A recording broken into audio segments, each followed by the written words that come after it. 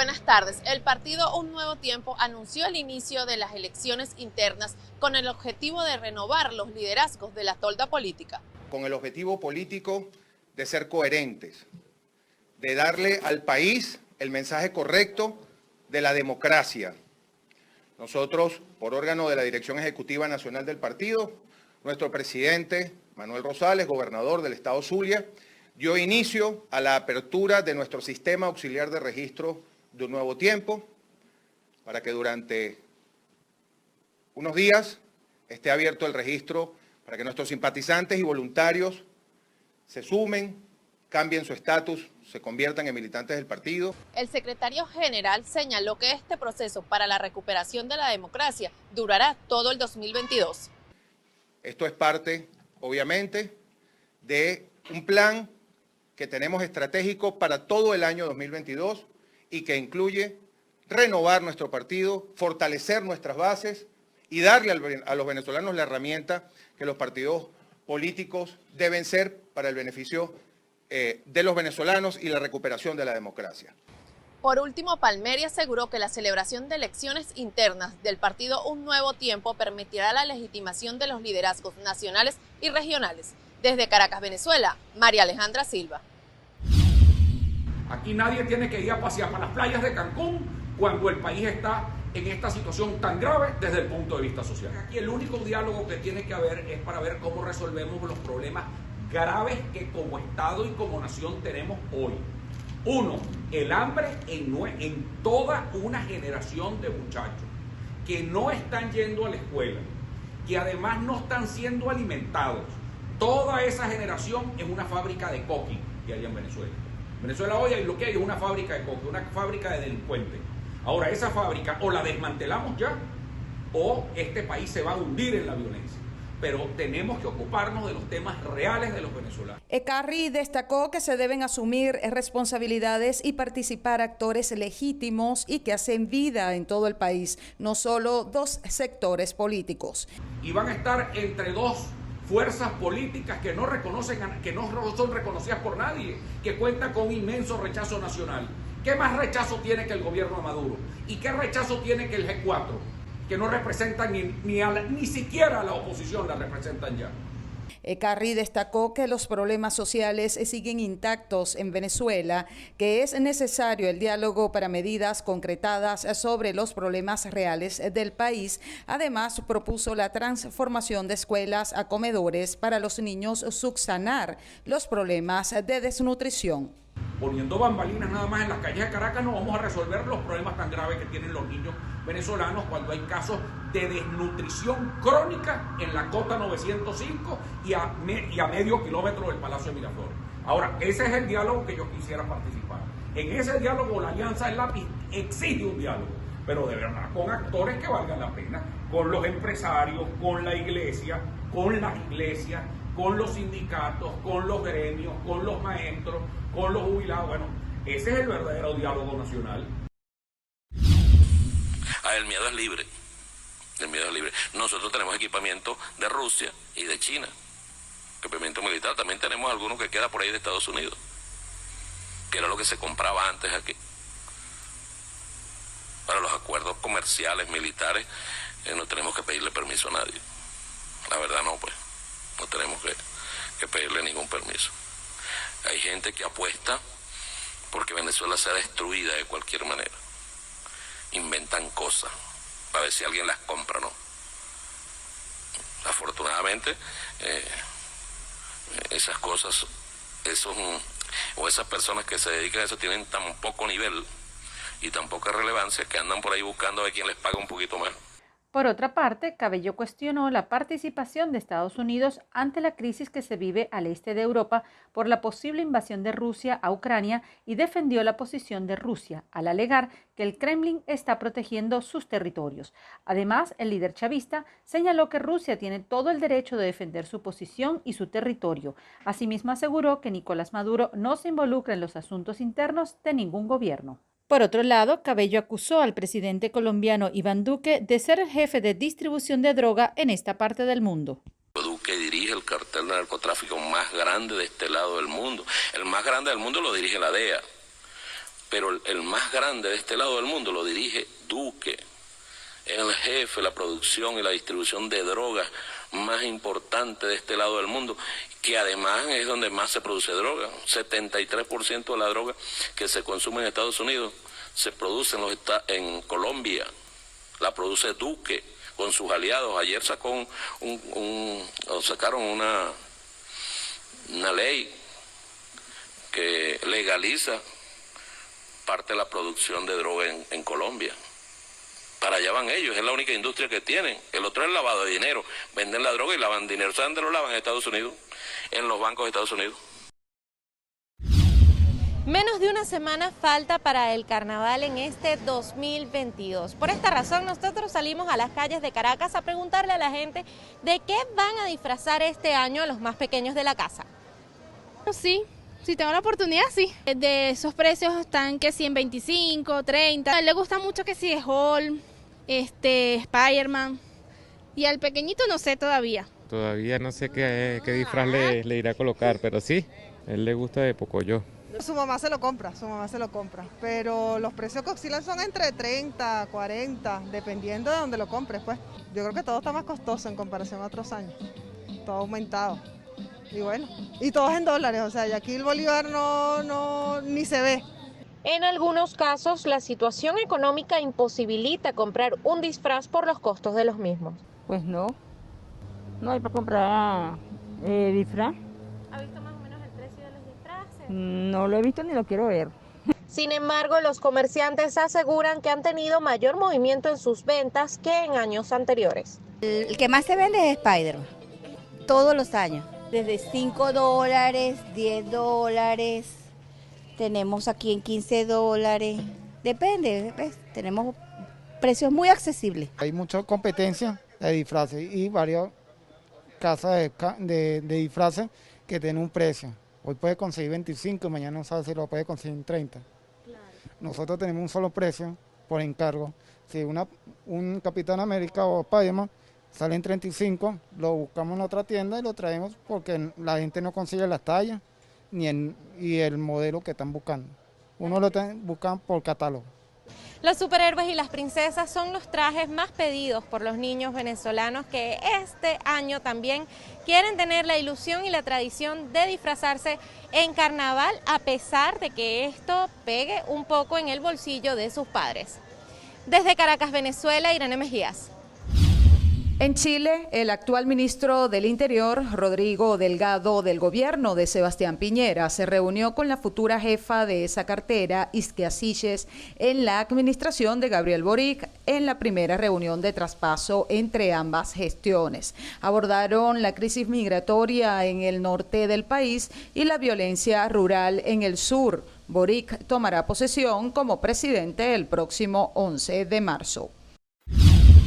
La red social del expresidente estadounidense Donald Trump ya está disponible en los Estados Unidos. Se llama Truth Social, es decir, verdad social. Esta plataforma competirá con Twitter y Facebook, donde Trump permanece vetado desde 2021. La aplicación es totalmente gratuita y únicamente en lengua inglesa. Cabe destacar que se espera la operatividad del Truth Social para finales de marzo.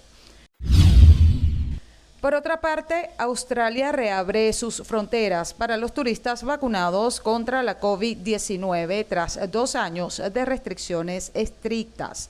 La prohibición de viajes costó el equivalente mensual de unos 2.600 millones de dólares, según la Cámara de Comercio e Industria de Australia. El primer vuelo que recibió hoy el país fue a las 6:20 de la mañana, hora local, desde Los Ángeles, Estados Unidos. Refiere a la separación de poderes del Estado, particularmente al Poder Judicial representado a su más alto nivel por el Tribunal Supremo de Justicia, con vistas a dotar de mayor autonomía al Consejo Nacional Electoral en las materias de su competencia. La segunda recomendación es derogar la facultad de la Contraloría General de despojar a ciudadanos de su derecho fundamental a presentarse a las elecciones mediante un procedimiento administrativo y sin notificación oportuna, lo que repercute negativamente en su derecho a la defensa. En tercer lugar, recomendamos campañas de educación al votante enfocadas sobre todo en la confianza y la integridad y el secreto del voto electrónico. Otra recomendación es que se refuerce las facultades sancionadoras del Consejo Nacional Electoral con un sistema de control y un rango de sanciones en función de la gravedad de las infracciones, especialmente en lo que se refiere al uso de recursos del Estado en campaña.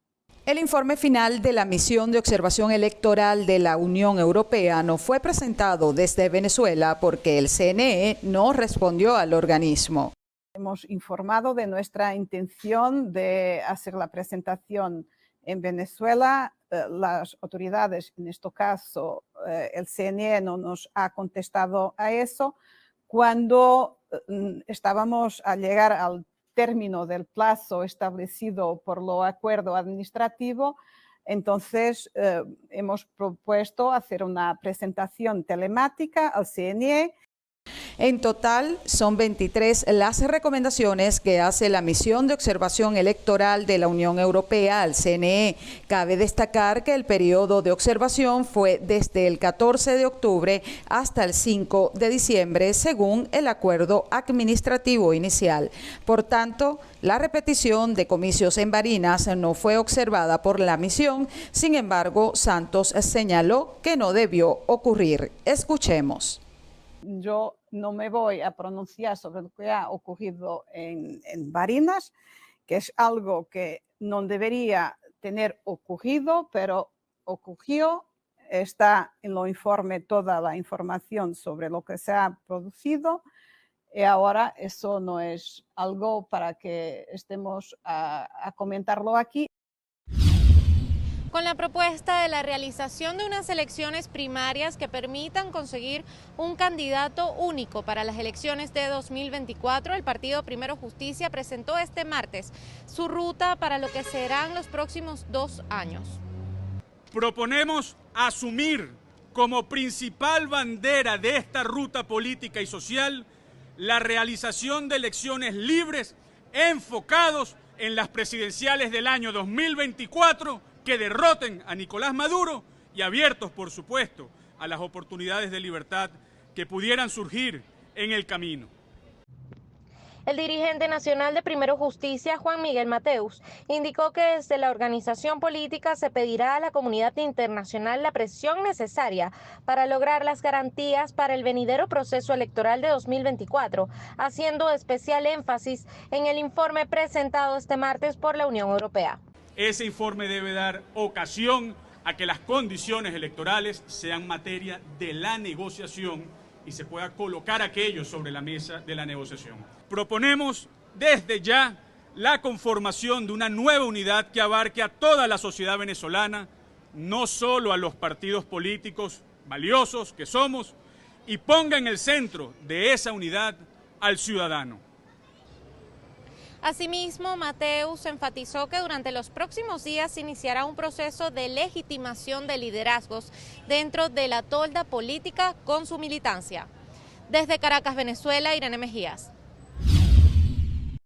El informe de la Visión Global sobre el desempeño reciente de la economía venezolana de la UCAP destaca la recuperación del crecimiento económico que ya había comenzado durante el segundo semestre de 2021, aunque no se espera aún que la economía alcance los niveles prepandemia que ya eran bastante bajos.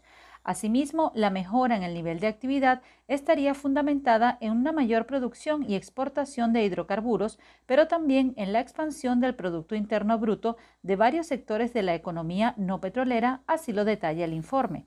También se estima que la producción petrolera crezca un 75% y la cartera de crédito de la banca podría incrementarse a 57%. Los especialistas esperan avances en el proceso de estabilización macroeconómica, particularmente de una reducción adicional de la tasa de inflación y de la estabilización del tipo de cambio nominal. Además, el estudio indica que el incremento de precios en el país cerrará el año en 225%. En poco más de 40 días de lo que va del año 2022 se han presentado más de 300 casos de acoso violento en los campos venezolanos, llegando incluso a 2 intentos de sicariato. Así lo denunció este martes Edinson Arciniegas, presidente del Centro de Estudios Agroalimentarios. Registramos más de 200 medidas administrativas y judiciales que no son ejecutadas. Vamos registrando más de 300 casos de acoso violento rural, productores a los que el Estado le ha dado la razón en términos administrativos, pero a los que no encuentran que la fuerza pública les apoye para reafirmar su razón. Vamos registrando más de 20 casos de acciones de grupos armados delictivos, y esto es grave. Arciniegas detalló que estos casos de violencia se han presentado principalmente en los estados del occidente del país. Estamos hablando de los 4 estados más productivos en términos agroalimentarios de Venezuela. Los estados Mérida, Zulia y Barinas. Esos 3 estados, nada más esos 3 estados pueden tener el 60% del rebaño nacional, pueden tener más del 55% de la producción de leche, pueden tener el 80% de la palma africana, pueden tener el 70% del procesamiento del queso artesanal en Venezuela, porque una cosa es donde se produce la leche y otra donde termina haciéndose el queso. Estamos hablando de los estados más productivos. Es cierto que mejoran los indicadores de seguridad alimentaria, pero producto de cosas como esta no mejoran los indicadores de soberanía alimentaria. Estas acciones por parte de grupos irregulares estarían afectando actualmente unas 60.000 hectáreas en lo que va de año. Y cuando uno hace el análisis de por qué el campo no avanza, la principal razón es delictiva. No hay confianza para invertir en el campo. ¿Quién va a invertir con este contexto? Y si no se invierte, no se produce más. Desde el Centro de Estudios Agroalimentarios se hizo un llamado a la administración de Nicolás Maduro a no dejar de lado a los agroproductores venezolanos, o de lo contrario podría pasar una colombianización del campo venezolano. Así la calificó Arciniegas. Desde Caracas, Venezuela, Irene Mejías. Él está tratando de justificar, en mi opinión, la toma de más territorio por la fuerza, y anoche lo escuchamos muchos de ustedes también, y él está tratando de justificar una ampliación de sus acciones. Este es el comienzo de la invasión de Ucrania por Rusia, como él dijo que iba a hacer y lo que le pidió a la Duma que le autorizara. Biden anunció la primera ola de sanciones en acuerdo a sus aliados y socios y afirmó que si Rusia sigue con la invasión, están preparados para ampliar los bloqueos. Escuchemos. Vamos a establecer sanciones de bloqueo contra 2 instituciones financieras importantes de Rusia, BIB y su banco militar. Estamos estableciendo sanciones sobre la deuda soberana de Rusia. Eso significa que estamos cortándole al gobierno ruso financiamiento en Occidente. Ya no podrán conseguir dinero en Occidente y no podrán comercializar su deuda en los mercados de Europa o nuestros. A partir de mañana y en los próximos días, vamos a imponer sanciones a la élite de Rusia y sus familiares. Ellos comparten las políticas corruptas del Kremlin y deben compartir el dolor. Debido a las acciones de Rusia, trabajamos con Alemania para asegurar que el Nord Stream 2 no siga adelante. De igual forma, el presidente estadounidense aseguró que no tienen intención de combatir con Rusia, pero van a defender cada pulgada de territorio de la OTAN, y expresó que seguirán apoyando a Ucrania. Rusia pagará un precio aún más alto si continúa con esta agresión, incluyendo sanciones adicionales.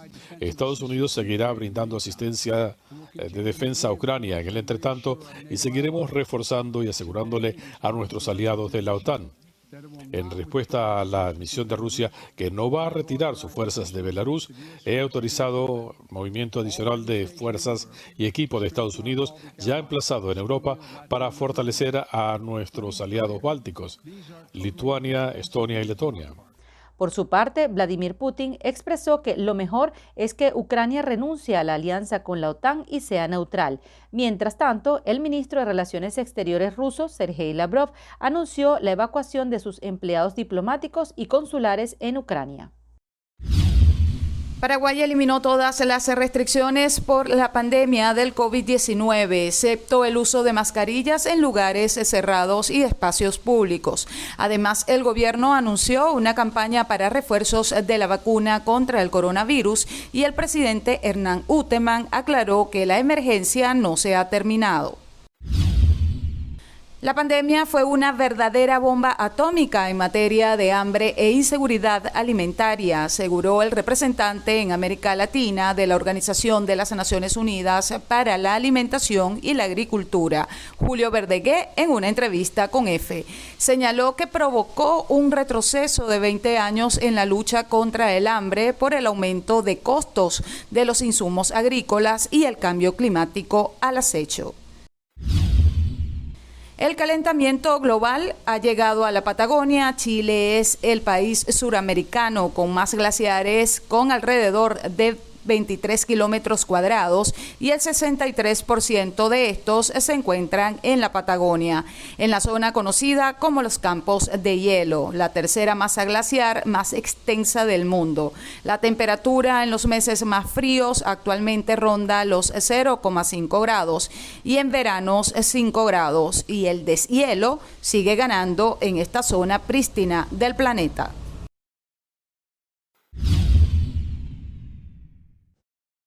En 2021, la Red de Documentación de Crímenes de Lesa Humanidad, integrada por las organizaciones Observatorio de Crímenes de Lesa Humanidad, Defiende Venezuela y Un Mundo Sin Mordaza, inició una campaña para captar nuevos testimonios de víctimas que se extendió a los venezolanos que emigraron de manera forzada a diversos países de América Latina, España y Estados Unidos. Asimismo, Alonso Domínguez, coordinador de la red, explicó que dicha labor se emprendió en vista de que observaron con preocupación la impunidad en el sistema de justicia venezolano. Por eso decidieron aportar al proceso internacional de búsqueda de justicia a través de la documentación de casos de quienes habían salido de Venezuela.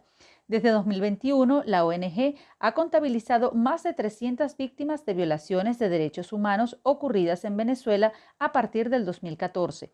Aunque inicialmente la investigación formal abierta por el fiscal jefe Karim Khan abarcaba desde 2017, pero ahora existe la posibilidad de hacer retrospectiva. La red remitirá en los próximos días otros casos documentados que junto con estos primeros 14 hacen un total de 47. También se enviarán al panel de expertos de la OEA. Buenas tardes. Los trabajadores activos y jubilados de la Universidad Central de Venezuela protestaron este miércoles en rechazo a las nuevas medidas que pretende tomar la administración de Nicolás Maduro sobre los salarios del sector universitario. Queremos rechazar las propuestas que se vienen generando a través del Ejecutivo Nacional con respecto a la materia salarial. La materia salarial es muy difícil, evidentemente, porque bueno, el desembolso por parte del patrono al esfuerzo del trabajador en el marco de una pandemia. Pero sin embargo, el presidente anunció que su propuesta era elevar los bonos a salario. Es decir, desmaquillar el salario, porque lo que había hecho era maquillarlo. Sánchez aseguró que el salario mínimo de los trabajadores universitarios debería permitirles por lo menos acceder a la canasta básica alimentaria. Que la cesta básica, que es mayor que la canasta económica, que en estos momentos está rondando los 900 a $1,000, bueno, que la manera de cómo compensar esa situación es llevando que 2 salarios mínimos por casa alcancen el tamaño de la canasta básica. Eso quiere decir que nosotros estaríamos aspirando no menos de $450 por mes. Los sindicalistas denunciaron que la ministra de Educación Universitaria, Tibisay Lucena, los engañó con un nuevo plan de atención primaria de salud. Para denunciar a la ministra Tibisay Lucena por la farsa que montaron, el teatro que montaron la semana pasada con una reunión de CIMEO ofreciendo una atención primaria a los trabajadores, donde ellos plantean de que para la cuestión de salud son 9.000 bolívares. 9.280, cuando es totalmente falso. Los sindicalistas convocaron el próximo 9 de marzo a una movilización nacional y pidieron a los trabajadores de otros sectores unirse a la protesta con el fin de exigir el respeto a sus derechos laborales. Desde Caracas, Venezuela, María Alejandra Silva. La presidenta del movimiento Encuentro Ciudadano, Delsa Solórzano, convocó desde la plataforma Salvemos Venezuela a un pancartazo nacional este jueves, en apoyo a los trabajadores del país. Y el día de mañana Vamos a estar en un pancartazo nacional por las reivindicaciones sociales y laborales del pueblo de Venezuela, que tiene un salario completamente insuficiente e injusto, que no se arropa a las necesidades de esta nación. Es por ello que invitamos al país todo a que nos acompañen en esta jornada. Una jornada, repito, apegada al texto constitucional de manera pacífica, pero que indica con claridad que los venezolanos tenemos el ejercicio de nuestros derechos constitucionales a flor de piel y que vamos a seguir luchando por ellos. Hoy nos solidarizamos, pues, con los trabajadores de Venezuela, con los abuelos, con los jubilados, con los pensionados, con las madres que hoy sufren porque no tienen la verdadera posibilidad de llevar el pan a sus hogares, y sobre todo también con cada venezolano que en virtud de esta situación ha decidido huir de nuestras fronteras. La también diputada electa en 2015 expresó su apoyo a las familias que han perdido a un familiar en medio de la migración, como fue el caso del niño que asesinó la Guardia Costera de Trinidad y Tobago en días pasados. Las empresas que han participado en la construcción del gasoducto ruso-alemán Nord Stream 2 serán las sancionadas, anunció a través de un comunicado el presidente estadounidense Joe Biden, al tiempo que advirtió que su gobierno no dudará en golpear nuevamente al Kremlin y su élite si avanza en el conflicto con Ucrania. Por su parte, el líder prorruso de Donetsk, Denis Pushilin, aseguró que por el momento no tienen tropas rusas en ese territorio de Ucrania, pero que en caso de una agresión del gobierno de Zelensky es posible el envío de tropas rusas.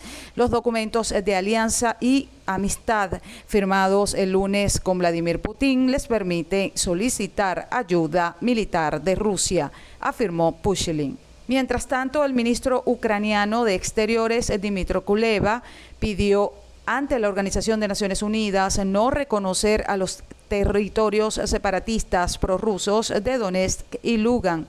Además, solicitó más sanciones, más armas y diplomacia de forma simultánea para defender a su país contra la agresión de Rusia y proteger así el orden mundial.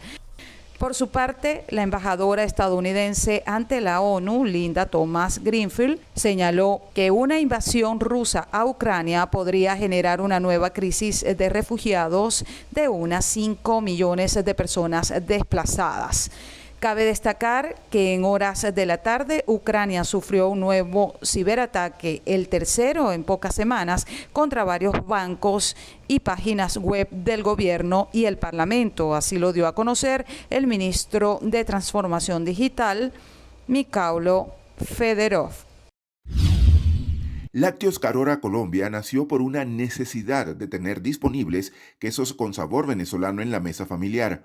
Hoy, esta abogada especializada en derecho procesal civil transforma a diario 250 litros de leche para atender una creciente demanda que ya ha superado los límites de la capital colombiana. Principalmente cubrimos toda Bogotá, también lo que es Cajicá, Chía y Cota y alrededores. Pero también tenemos clientes fuera de Bogotá, en varias ciudades de Colombia como es Cartagena, Barranquilla, Villavicencio, Neiva, Huila. A través de su perfil en Instagram atienden pedidos de queso de mano, guayanés, trenza, semiduro, ahumado, suero, nata, tequeños y mezcla para cachapas. Tienen clientes particulares y comerciales. Les gusta mucho el sabor de este queso, porque como le digo, pues es diferente al sabor de cualquier queso que acá se produzca. Empezaron con muy pocos pedidos, procesando unos 20 litros de leche 2 o 3 veces por semana. Hoy la iniciativa les provee sustento y dinamiza la economía de productores pecuarios locales. La leche nos llega de 2 potreros que están aquí mismo cerca, como a 1 kilómetro más o menos, que son unos potreros aquí mismito locales. La pandemia les permitió crecer y consolidarse en un mercado muy competido y exigente. Entre los comentarios como más puntuales que son una delicia, porque son unos quesos jugosos, unos quesos frescos, y no consiguen un sabor parecido a los quesos que se fabrican acá. Lo que comenzó en el año 2018 como un emprendimiento modesto hoy busca consolidarse no solamente en Bogotá, sino en diferentes ciudades del país. Así también busca exportar esta fórmula a diferentes naciones de Europa y también en Norteamérica. Desde Bogotá, Alexander Loaiza, BPI TV. Un barrio residencial en Chug, en el este de Ucrania, fue uno de los primeros objetivos de Rusia el jueves. En esta ciudad, a 30 kilómetros de Yarkov, la segunda urbe de Ucrania, los bombardeos rusos resonaron durante parte de la noche. Nunca pensé que tal cosa podría suceder. Nunca pensé que esto realmente sucedería en esta vida. Escribimos poemas sobre la guerra. Yo misma soy una directora y educadora. Estudiamos la historia, pero nunca pensamos que esto sucedería en nuestra tierra.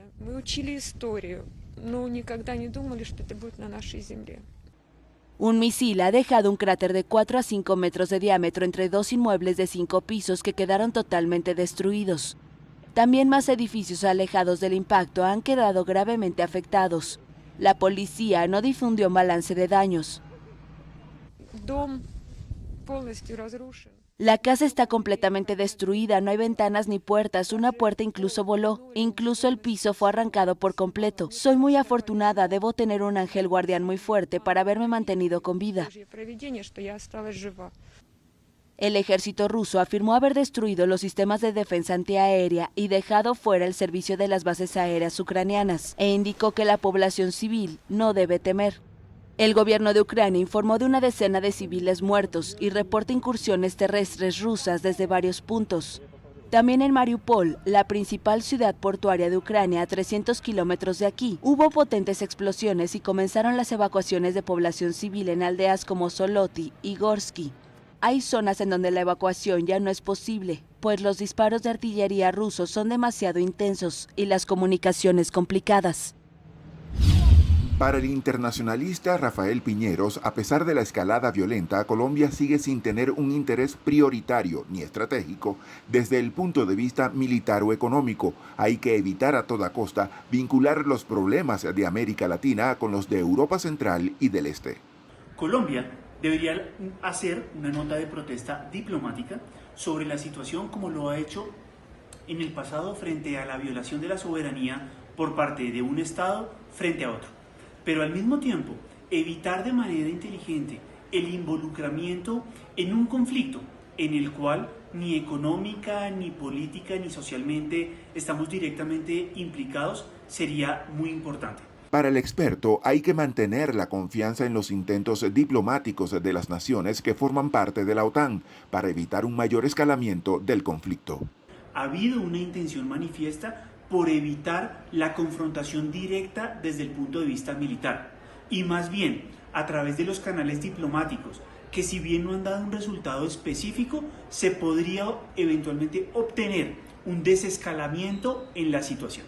Piñero sostiene que el mayor desafío en este momento es el fenómeno de los desplazados y refugiados que se están generando por las acciones bélicas de Rusia sobre Ucrania, en un contexto que todavía luce muy complejo. En Bogotá, Colombia, Alexander Loaiza, BPI TV.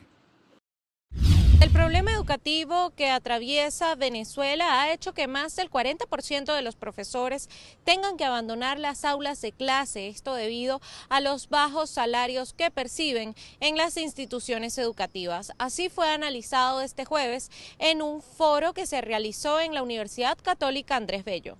Hoy en día la educación en Venezuela está en una situación catastrófica similar a la que tuvo en la Guerra Federal.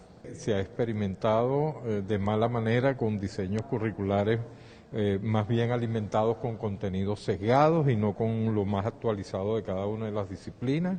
En segundo lugar, las aulas se están quedando vacías, cada vez hay menos estudiantes, cada vez hay menos profesores y en tercer lugar, están suplantando a los profesores voluntarios a través de la misión Chamba Juvenil, que no tienen ningún tipo de preparación pedagógica. Para Ramírez, los más afectados con toda la situación de precariedad son los estudiantes de la educación pública en el país y pese a que no existen cifras oficiales, la debacle educativa es inminente. La única cifra oficial que tenemos es una del Instituto Nacional de Estadística, del 2018, donde decía que para el 2018 habían 35.000 docentes menos que el año anterior. Por supuesto, esto se agrava después del 2018 con la pandemia y con la reducción del poder adquisitivo de salario de los docentes y con estas amenazas de supervisión política, de fiscalización política, bueno, que le hacen la vida imposible al docente. Ante esta realidad, el profesor Leonardo Carvajal, miembro del Centro de Investigación Humanística de la UCAP, propuso la creación de un fondo de solidaridad que permita el subsidio directo de los profesores por medio del estudiantado de las universidades públicas del país. Con una canasta básica alimentaria que ronda los $431, un docente venezolano solamente puede adquirir el 10% de la misma, lo que hace muy difícil su supervivencia en Venezuela únicamente dando clases en un aula. Desde Caracas, Venezuela, Irene Mejías. El ministro de Defensa colombiano, Diego Molano, aseguró que las fuerzas militares de su país adelantan operaciones contra estructuras de las disidencias de la FARC en Puerto Rondón, Arauca, donde, según información de inteligencia de su país, los presuntos delincuentes entraron desde Venezuela. Esto lo señaló Molano y dijo que se conoció que hay hasta ahora 17 disidentes de la FARC muertos en combate, entre los alias Arturo y además 4 heridos en el operativo de Arauca.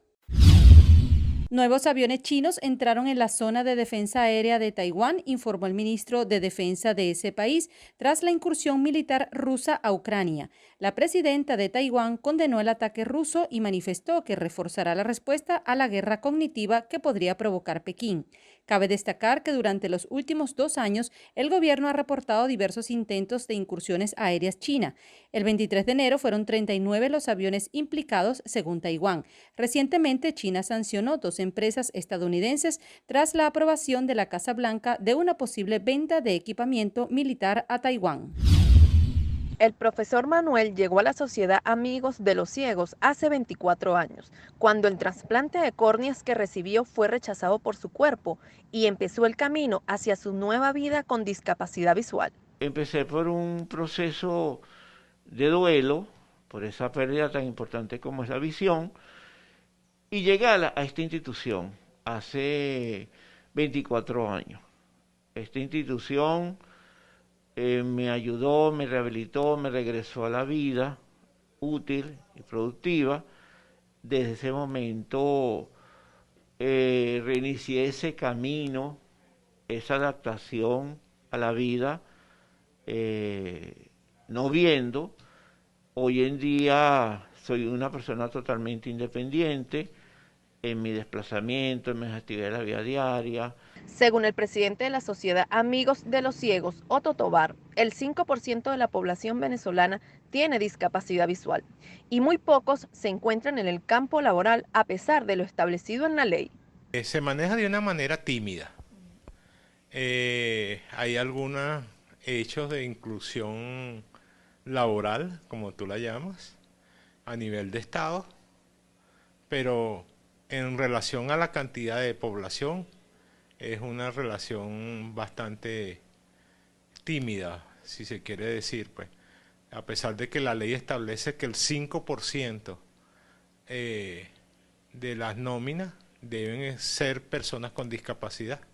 El profesor Manuel actualmente es el coordinador del área de adaptación en el Instituto de Previsión Social Amigos de los Ciegos y asegura que su discapacidad no lo limita en sus actividades diarias. En esta institución conseguí esa oportunidad de seguir trabajando, pero sobre todo de seguir peleando, luchando por la dignidad de las personas con discapacidad, por su integración, por su inclusión. Pienso que la discapacidad es una condición que hoy tengo, pero que no me limita a mis actividades. Tanto Tobar como Pérez consideran que deberían existir más medidas que permitan la inclusión de las personas con discapacidad en la educación, trabajo y política. Desde el Estado, en hacer un trabajo de dar mayor inclusión, invertir mayor recursos y abrir más centros de atención a las personas con discapacidad, en este caso visual o cualquier tipo de discapacidad, sino que tiene que haber también una decisión o participación de las personas con discapacidad para ser incluida. Lamentablemente, las políticas que se han llevado a cabo históricamente no son políticas permanentes. Hay una gran ignorancia, no solamente de la sociedad, sino de su estamento político a lo largo de la historia. Hay una deuda sociohistórica con esta población de personas con discapacidad. Las personas con discapacidad visual reconocen que en los últimos años han habido intentos para mejorar las políticas públicas. Sin embargo, señalan que estos no han sido permanentes y piden al Estado venezolano incluirlos en las discusiones, ya que ellos aseguran que muchas veces son las personas sin discapacidad los que eligen por ellos. Desde Caracas, Venezuela, María Alejandra Silva. ¿Qué tal, amigos de la emisión central de BPI TV? Gracias por la oportunidad. Quisiera iniciar este análisis recordando las palabras del presidente ucraniano Volodymyr Zelensky. En una alocución dirigida a sus conciudadanos, Zelensky expresó, y cito, "Nos han dejado solos. Todo el mundo tiene miedo". Esas oraciones, "nos han dejado solos, todo el mundo tiene miedo", resumen la realidad de Ucrania y la postura del mundo occidental. Ucrania, una nación de Europa del Este que colinda con Rusia y con Bielorrusia, ha sido invadida por sus vecinos. Las fronteras ucranianas fueron violentadas por el este, por el norte y también por el sur. Además, hubo bombardeos sobre varias ciudades, entre ellas Kiev, la capital. En medio de este escenario, unas 100.000 personas han decidido desplazarse desde Ucrania hacia otros países.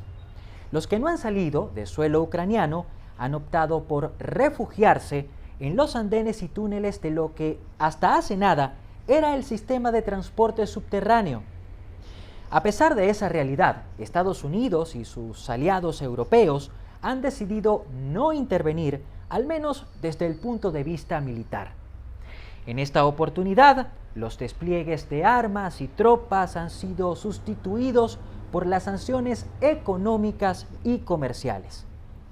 No hay duda, no queda duda de que Occidente no quiere comprometerse en una guerra de escala global y de dimensiones nucleares.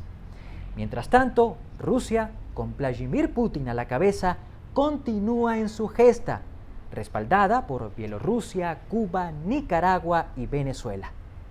A esa lista podríamos sumar el nombre de China, una nación que muy probablemente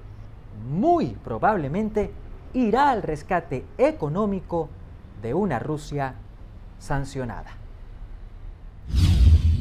En la Plaza Francia de Altamira, caraqueños se concentraron en favor de la paz para el pueblo ucraniano y condenaron el accionar de Rusia en el conflicto. Mientras están matando a los ucranianos, mujeres, hombres, niños, en Margarita, en Venezuela, aquí en Venezuela, sí señores, en la isla de Margarita se encuentran los rusos disfrutando de nuestras playas, de nuestro dinero, de nuestra comida. Las organizaciones internacionales realmente no han tomado en consideración el grave problema que esto puede acarrear en el mundo entero. Ellos todavía no han puesto todas sus leyes, sus reglamentos, todo a favor de la paz. Aquí la guerra que viene, que se espera es que sea una tercera guerra mundial, y a eso estamos nosotros, para que se haga la paz, para ya basta de tantas guerras, tantas muertes, ya basta, ya el mundo no necesita más eso. Si un imperio va contra un país que es más débil, como es el caso de Ucrania, todos tenemos que hablarlo, así sea Estados Unidos, así sea Rusia, nosotros tenemos que estar firmes en lo que decimos. Si apoyamos la democracia en un lado, apoyamos la democracia en todos lados del mundo. Organizaciones civiles aseguraron que para los próximos días realizarán nuevas acciones de protesta en torno al conflicto que afecta a Euroasia y en favor de la determinación y soberanía de los habitantes de esas naciones. Desde Caracas, Venezuela, Irene Mejías. 349 homicidios intencionales, 231 agresiones, 202 violaciones sexuales a menores de edad, entre otros delitos, afectaron a un total de 1.115 niños, niñas y adolescentes durante el 2021, señaló el Observatorio Venezolano de Violencia en el estudio Mortalidad y otras formas de violencia contra la niñez y la juventud. A juicio del Observatorio Venezolano de Violencia, la administración de Nicolás Maduro no cumple con garantizarle los derechos a los menores de edad en el país. También el sistema político y económico que genera restricciones para acceder a alimentos, medicinas e insumos condicionan la realidad de los niños, niñas y adolescentes venezolanos. El informe documenta casos de vulneración de derechos y violencia estructural, que se trata de un estado en que más personas no pueden cubrir sus necesidades. Además, los padecimientos de hambre e incluso muerte por falta de dotaciones en centros de salud públicos en Venezuela. Cabe destacar que no existen registros públicos para monitorear las situaciones de violencia y vulneración de derechos a menores en Venezuela, aseguró el Observatorio Venezolano de Violencia. Sí, muy buenas tardes. Gremios y sindicatos del sector salud denunciaron este viernes las precarias condiciones del Instituto Venezolano de los Seguros Sociales y exhortaron a la administración de Nicolás Maduro a cumplir con los contratos colectivos y los beneficios de las pensiones para todos aquellos trabajadores y jubilados de este sector. Le hacemos un reclamo reiterativo al gobierno nacional para que cumpla lo establecido en los contratos colectivos de cada uno de nosotros, que cumpla fundamentalmente con los jubilados del país, quienes le dieron lo mejor de su vida al trabajo público y al trabajo privado, y no se les reconoce en la actualidad con unas jubilaciones miserables. En este momento, la clase trabajadora venezolana está bajo un exterminio de acuerdo a lo dispuesto en el Estatuto de Roma. No tenemos cómo alimentarnos, no tenemos cómo atender situaciones de salud, y esto nos genera que nuestros pensionados y jubilados con una pensión de 7 bolívares no pueden asumir ni tener un mínimo de calidad de vida. Por su parte, el expresidente de los Seguros Sociales, Rafael Arriaza, también fue crítico de la situación, al señalar que la debacle con el sistema de pensiones del venezolano no permite que los ciudadanos puedan tener una vejez digna en el país. Esta es la mayor irresponsabilidad cometida por un gobierno alguno, en país alguno en el mundo, de someter a sus pensionados a morirse de hambre y de necesidad y de enfermedad, porque el Seguro Social está técnicamente quebrado. No hay posibilidad de que el Seguro Social funcione cuando la base de cotización es de menos de $2. Desde la Federación Médica Venezolana hicieron un llamado para unirse a las protestas del próximo 9 de marzo con motivo a realizar estas denuncias en la esquina de Altagracia en la ciudad de Caracas y otras ciudades del país. Desde Caracas, Venezuela, Irene Mejías. La cita es este domingo 27 de febrero a partir de las 10 de la mañana. Están convocando a todos los ciudadanos que, según dicen, estén a favor de la vida en el país. Se han sumado ONGs defensoras de la vida, movimientos que ayudan a las madres que están embarazadas. Se han sumado movimientos pro vida que desde hace años vienen motivando este tipo de ideas y de defensa de los niños por nacer. Samuel Ángel preside el Instituto de Investigación Social Solidaridad. Cuestiona los argumentos pro aborto presentados en la discusión. Según su visión, en la interrupción del embarazo, la mujer no está decidiendo sobre su propio cuerpo. El niño, desde la concepción, es un ser completamente distinto, tiene un ADN diferente y tiene toda la potencialidad del ser humano, es decir, es un ser humano, pero no es el cuerpo de la madre. Cuestionan también el papel que ha venido jugando la Corte Constitucional en los últimos años, durante los cuales, y según su opinión, se han tomado atribuciones que corresponden al Poder Legislativo. La Corte no puede legislar, la Corte secuestró la función del Congreso de la República. Todos los colombianos elegimos a nuestros congresistas para que nos representen en el Congreso y resulta que aparece una instancia que no conocemos, que nadie eligió. La actividad de este fin de semana se realizará simultáneamente en las principales ciudades del país. Solamente en la capital aspiran convocar a unas 25.000 personas, con las cuales aspiran plenar la Plaza de Bolívar. Quieren dar un mensaje contundente de oposición a una resolución de la Corte Constitucional que por ahora luce irreversible. Desde Bogotá, Colombia, Alexander Loaiza, BPI TV.